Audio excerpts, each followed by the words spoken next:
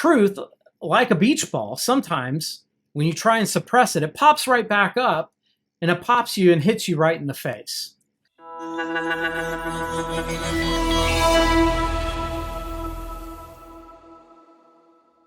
Hi, welcome to Elysian Ends.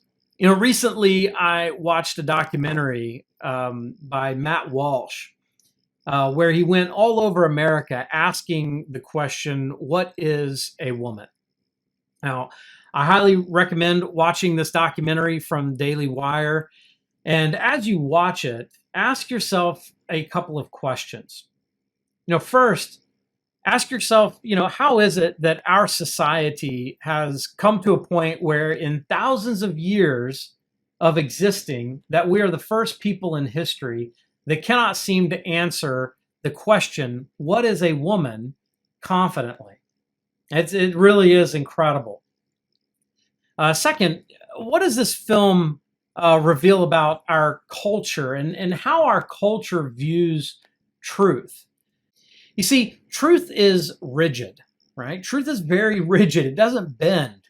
And that rigidness, it conflicts with a culture that can order up what we want, when we want it, how we want it, and have it delivered where we want it, all with a few clicks of a button. You see, we believe that we have this power to bend reality and to invent and create and demand the things that we want. But here's the thing, truth has the power to tell you no. And that word is a word that our culture doesn't like to hear. It's almost like our culture, we've become a bunch of 3-year-olds running around crying because we've been told no. You can't have it that way. No, you must wait. Or no, you cannot do that. No, you cannot be that.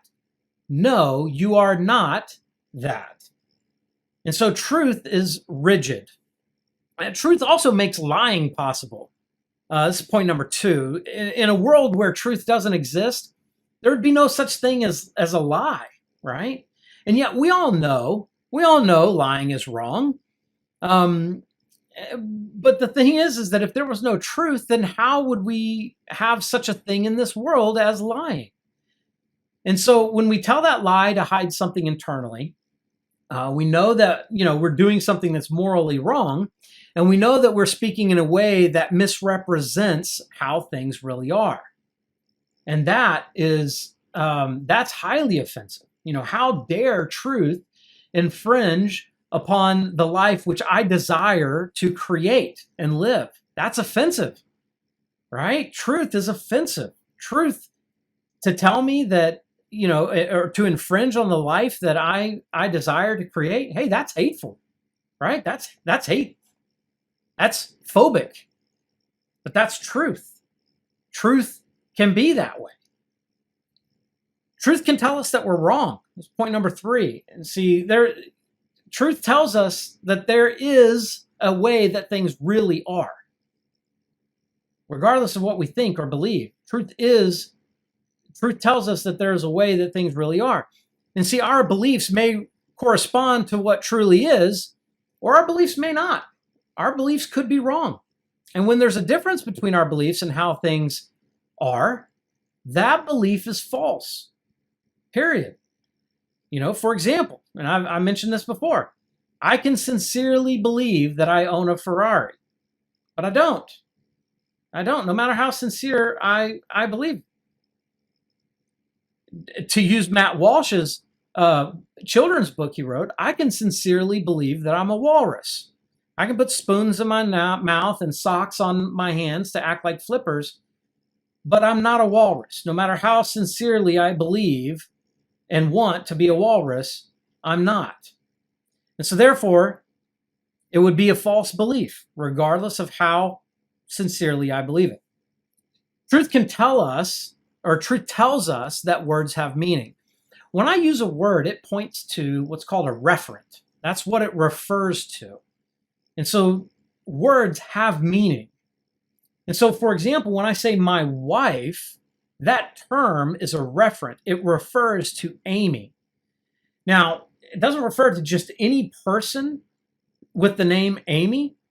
It refers specifically to my spouse, the person that I gave my life to in marriage.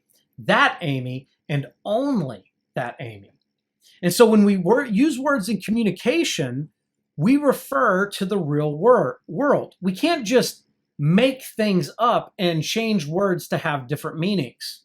If we do that, communication fails. Communication becomes meaningless. And we see this today. We see this changing of definitions of words all the time. And it's breaking down the very means of communication we have. Finally, the fifth point, fifth reason why we find truth offensive is that truth is independent of our intentions. Truth is independent of our intentions. Now, our intentions can be true, but the results can be contrary to what our intentions were. And no matter how sincere or what we intended, it may not align with what actually happened. Take, for example, I didn't intend to hurt that person, but I did. I did hurt that person. I intended to accomplish that task at work, but I didn't. Therefore, I got fired. I intended to protect my family, but I failed, and they got hurt. You see, truth corresponds to reality, and more specifically, the actual outcomes of our actions, regardless of our intent. And so truth can be this hard pill to swallow, especially for a society that has bought into ideas that feelings are more accurate than facts. And everyone deserves to be a winner. Everyone deserves to have the life that they create. Everyone deserves to be what they want to be. But the reality is that that's not what's true. That is not the reality about the world. And we may not like the idea of objective truth, and we may not like the way things are.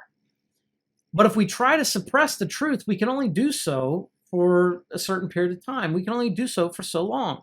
Greg Kokel with Stand to Reason has a brilliant illustration on this. And he says, suppressing the truth is like trying to hold an inflated beach ball underwater. Every time you push it down, it just pops right back up. And see, truth is like that. When you try and suppress it, it keeps popping up. Right, popping right back up, right? And truth, like a beach ball, sometimes when you try and suppress it, it pops right back up and it pops you and hits you right in the face.